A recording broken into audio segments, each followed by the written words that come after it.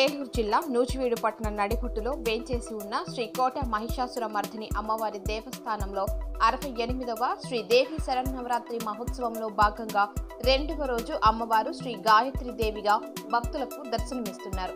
తెల్లవారుజామున 4 గంటల నుండి అమ్మవారిని దర్శించుకుని ప్రత్యేక పూజలు నిర్వహించి ఏదైనా కోరిక కోరితే తప్పకుండా అమ్మవారు తీరుస్తుందని భక్తుల ప్రగాఢ నమ్మకం.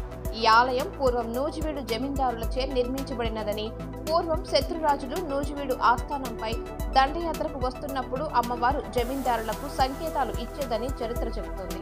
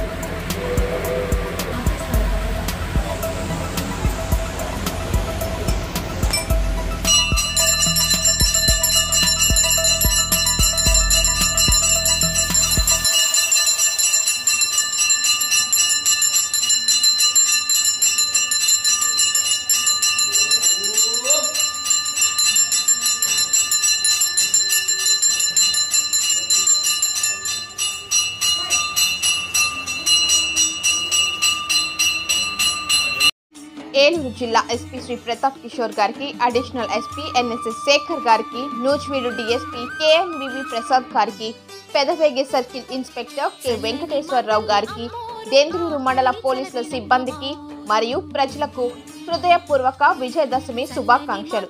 ఆ బెజవాడ కనకదుర్గమ్మ ఆశీస్సులు ప్రతి ఒక్కరిపై ఉండాలని కోరుకుంటున్నాను. ఇట్లు కె స్వామి, సబ్ ఇన్స్పెక్టర్, దెందులూరు.